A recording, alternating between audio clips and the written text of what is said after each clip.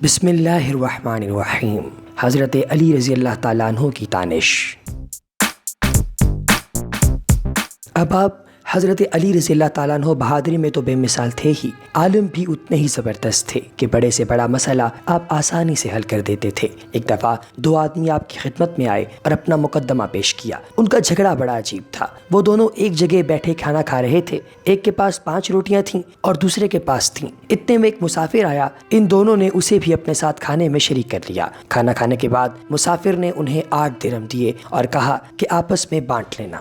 مسافر تو یہ کہہ کر چلا گیا، مگر ان دونوں میں 8 درہموں کی تقسیم پر جھگڑا ہو گیا۔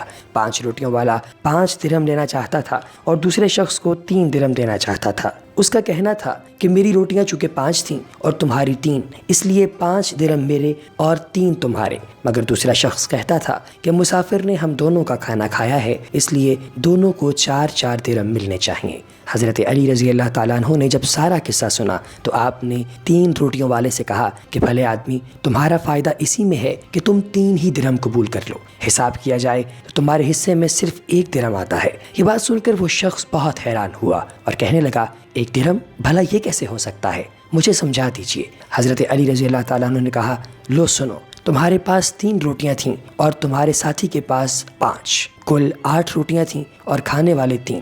ہر روٹی کے 3 ٹکڑے کریں تو 8 روٹیوں کے 24 ٹکڑوں کو 3 کھانے والوں پر تقسیم کرو تو ہر ایک کے حصے میں 8 ٹکڑے آتے ہیں۔ بس 8 ٹکڑے تم نے کھائے، 8 تمہارے ساتھی نے اور 8 تمہارے مہمان نے۔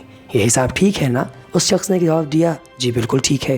حضرت علی رضی اللہ تعالیٰ عنہ کہنے لگے، اب سنو کہ تمہاری روٹیاں 3 تھیں، ان 3 روٹیوں کے 9 ٹکڑے ہوئے۔ تم نے اپنے 9 ٹکڑوں میں سے 8 خود کھائے اور تمہارا صرف 1 ٹکڑا بچا جو مہمان نے کھایا۔ تمہارے ساتھی کی 5 روٹیاں تھیں، ان 5 روٹیوں کے 15 ٹکڑے ہوئے، ان میں سے 8 اس نے خود کھائے اور جو 7 ٹکڑے بچے وہ مہمان نے کھائے۔ اس حساب سے تمہیں صرف 1 درہم ملنا چاہیے اور تمہارے ساتھی کے حصے میں 7 درہم آتے ہیں۔